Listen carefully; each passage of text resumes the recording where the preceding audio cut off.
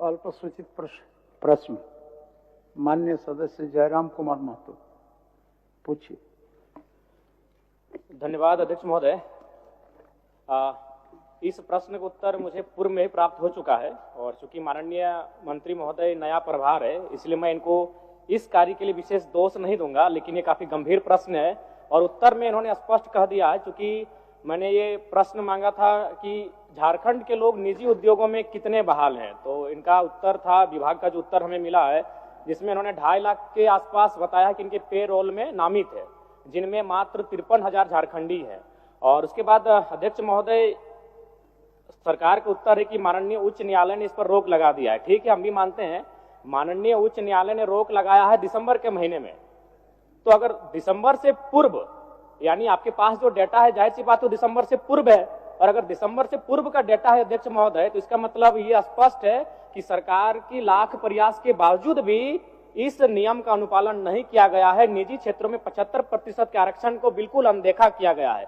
इसलिए मेरा सीधा सवाल यही होगा कि अगर जिन निजी कंपनियों ने आपके इस नियम का अनुपालन नहीं किया, क्या आप उस पर कार्रवाई करने का पक्ष रखते हैं?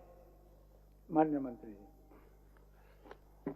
अध्यक्ष महोदय, चूंकि उच्च न्यायालय ने इस पे रोक लगा दिया गया है और जो माननीय विधायक जयराम महतो जी का सवाल है, सवाल वाकई में लाजमी है महोदय कि इन्होंने पूर्व की बात किया है, तो महोदय हम जांच करा लेते हैं।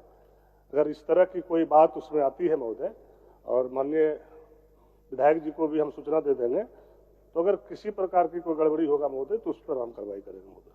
अध्यक्ष महोदय, मेरा दूसरा पूरक है जो कि महत्वपूर्ण है। माननीय उच्च न्यायालय में चल रहे इस मामले में सरकार की तैयारी क्या है? कहीं ऐसा ना हो 2002 में भी स्थानीय नीति हम लेकर आए थे, उच्च न्यायालय में रोक लगी और सरकार ने से उसके ऊपर के सदन में चुनौती नहीं दिया, जिसका परिणाम आज 25 साल के बाद भी झारखंड का आम जनमानस भुगत रहा है। तो मान के चलिए अगर नकारात्मक निर्णय आता है, उच्च न्यायालय की बात हो रही है इस नियोजन नीति में, अगर मान के चलिए हमारा नकारात्मक उत्तर आता है उच्च न्यायालय के द्वारा, तो उस समय सरकार की तैयारी क्या है और सरकार की कार्य योजना क्या है? सरकार किस प्रकार इस गंभीर विषय से निपटेगी? मैं ये सरकार के माननीय मंत्री से जानना चाहता हूँ। माननीय मंत्री जी। अध्यक्ष महोदय, जब तक न्यायालय से कोई आदेश नहीं आता है महोदय, तब तक हम उस पर कोई निर्णय नहीं ले सकते महोदय, और जब उच्च न्यायालय से आदेश आ जाएगा महोदय, उसको देख लेंगे, फिर राजहित में जो निर्णय होगा महोदय हम लोग करेंगे। अध्यक्ष महोदय, मेरा सीधा पूरक रहेगा माननीय मंत्री जी से, क्या आउटसोर्सिंग कंपनियां जैसे जो पारा मेडिकल स्टाफ की बहाली लेती हैं या फिर पारा टीचिंग स्टाफ की बहाली लेती हैं या फिर अन्य सेक्टरों में जो आउटसोर्सिंग एजेंसियां स्टाफ की बहाली लेती हैं, क्या आप उन्हें निजी कंपनी मानते हैं? ऑब्जेक्टिव टू ऑब्जेक्टिव उत्तर दीजिए। अध्यक्ष महोदय, हमने साफ शब्दों में कहा महोदय कि जब तक उच्च न्यायालय से कोई आदेश पारित नहीं हो जाता महोदय, हम कुछ भी बोलने से जो है इनकार रहते हैं महोदय, क्योंकि ये मामला अभी न्यायालय में चल रहा है। जो बातें जयराम महतो जी ने कह रहे हैं ये गंभीर सवाल है महोदय, लेकिन मामला तो उच्च न्यायालय में है। अब किस तरह का आदेश पारित होता है उसके बाद ही ना महोदय हम कोई बात बता सकते हैं। महोदय, इसमें उच्च न्यायालय का तो विषय नहीं होना चाहिए, हम बस इतना पूछे कि जो आउटसोर्सिंग एजेंसियां हैं, क्या वो निजी कंपनी के, आपका जो निजी कंपनी का प्रोटोकॉल है उसके दायरे में वो आउटसोर्सिंग एजेंसियां आती है कि नहीं है? इसमें बस मेरा यही सवाल है कि एजेंसियां जो बहाली ले रही हैं वो निजी कंपनी है या नहीं है? एक मिनट। मंत्री जी के सहयोग के लिए कि वह जो नियम है अध्यक्ष महोदय, उसमें यह प्रावधानित है कि 3 वर्ष तक 75% एडजस्टमेंट करना है। यह कानून मात्र 1 साल तक चला, 3 वर्षों तक चलता तो शायद एडजस्टमेंट हो जाता 75%, जो माननीय सदस्य कह रहे हैं।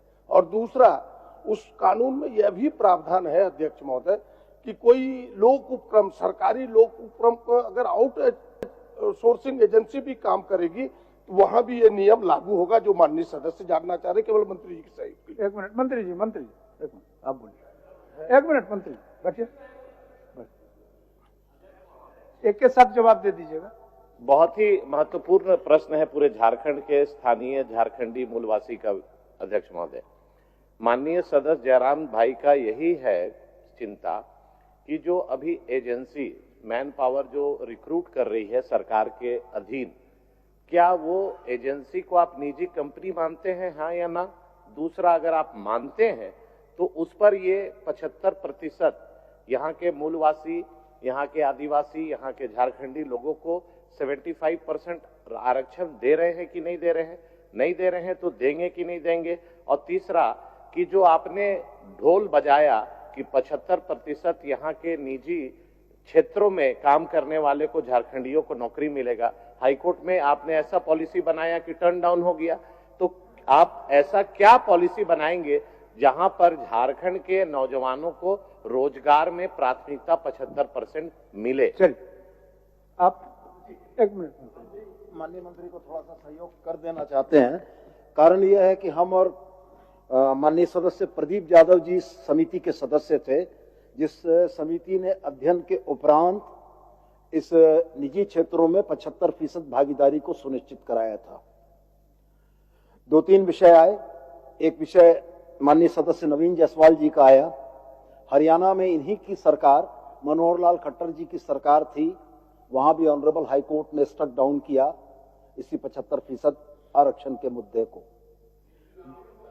दूसरी बात जो चीजें हरियाणा हाई कोर्ट ने हरियाणा के लिए लागू की, ऑनरेबल हाई कोर्ट झारखंड ने झारखंड में लागू किया, प्रक्रियागत है, जो निर्णय आएंगे। दूसरी बात मैं स्पष्ट बड़ा कहना चाहता हूं कि कोई भी कानून रातों रात लागू नहीं हो सकता है।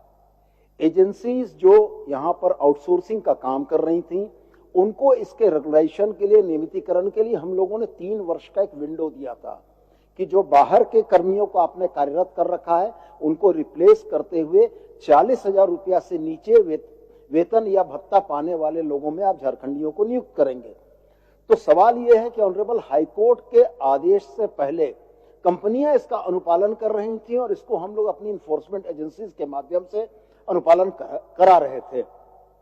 माननीय उच्च न्यायालय का न्यायाधीश जब इन बातों को भी रोकता है तो आउटसोर्सिंग कंपनी में भी इन चीजों को लागू कर पाना संभव नहीं है, क्योंकि यह न्यायाधीश का उल्लंघन होगा। और जहां तक रह गया सवाल आउटसोर्सिंग कंपनियों के निजी होने का और नहीं होने का, तो वास्तव में वो तो निजी कंपनियां हैं ही, लेकिन यह कानून उन पर इसलिए प्रभावी नहीं है कि न्यायाधीश ने हमारे हाथ बांध रखे हैं। मान्यवर।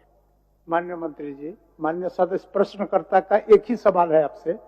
प्रश्नकर्ता चाह रहे हैं जो निजी कंपनी अपना अहर्ता को, निजी कंपनी होने का जो अहर्ता है उसको रखता है या नहीं, यही ना जयराम जी? ठीक, बोलिए। अध्यक्ष महोदय, आउटसोर्सिंग एजेंसी निजी कंपनी मानती है महोदय, और जो बातें 75% का है महोदय, साफ शब्दों में माननीय सदस्य सोनू जी ने, प्रदीप जी ने, नवीन जी ने क्लियर कर दिया महोदय। और इस चीजों को जैसे भी हाईकोर्ट का आदेश आता महोदय, अब क्या आदेश आता है उसके बावजूद हम लोग निर्णय लेंगे महोदय। ठीक ठीक। लास्ट हम आप उसके बाद बैठ ही जाएंगे, हम सवाल नहीं करेंगे। कुछ भी साफ साफ नहीं। अध्यक्ष महोदय, माननीय मंत्री, 2 मंत्री खड़े होकर हमें संतुष्ट नहीं कर पा रहे। हाईकोर्ट ने, ठीक है, दिसंबर महीने में रोक लगाया है, हम मान रहे हैं, दिसंबर महीने में हाईकोर्ट ने रोक लगाया है, लेकिन आप जो डेटा दे रहे हो 2022 से लेकर 2024 तक का दे रहे हैं, और उस डेटा के अनुसार आप मान रहे हैं, अध्यक्ष महोदय, उस डेटा के अनुसार ये मान रहे हैं कि 53,000 झारखंडी वर्कर हैं, 2 लाख गैर झारखंडी हैं। तो कैसे हम अपने आप को संतुष्ट कर पाएंगे? ना हम संतुष्ट हो पा रहे हैं, ना आज इस सत्र को घरों में बैठकर जो झारखंडी देख रहे हैं वो युवा संतुष्ट हो पाएंगे। आप खुद मान रहे हैं, आप कह रहे हैं कि आपके पेरोल में 2,46,000 वर्कर नामित हैं, जिसमें मात्र 53,000 झारखंडी है। तो हम कैसे संतुष्ट हो पाएंगे? अगर उसको परसेंटेज में तब्दील करते हैं तो 21% होता है, तो अब किस मुंह से 75% आरक्षण की बात करें? मैं मंत्री महोदय आपको दोष नहीं दे रहा, क्योंकि आप नए आए हैं, लेकिन इससे पूर्व जो कार्यकाल जिन्होंने संभाला है उनसे भूल हुआ है, स्वीकारिए। दूसरी बात, जो हम बैठ रहे हैं, अब हम कुछ भी बहस नहीं करने जा रहे, राज्य की जनता सुन रही है। मंत्री महोदय, ये प्रश्न 2 बार आ चुका है। जब पहली बार ये प्रश्न आपके पास गया तो आपके विभाग का उत्तर आया था कि 7,473 नियोजक निबंधित है, और दूसरी बार 7,470, 3 नियोजक कम हो गए। अध्यक्ष महोदय, यानी मंत्री जी को भी गोल गोल घुमाया जा रहा है। 5 दिन पहले मेरा यही प्रश्न आया था, 7,473 नियोजक थे, और आज मेरा प्रश्न जब दोबारा आया है तो 7,470 नियोजक हो चुके हैं। मंत्री जी को खुद गोल गोल घुमाया जा रहा है। ये इस राज्य की दुर्दशा है। हम कुछ मान्य सदस्य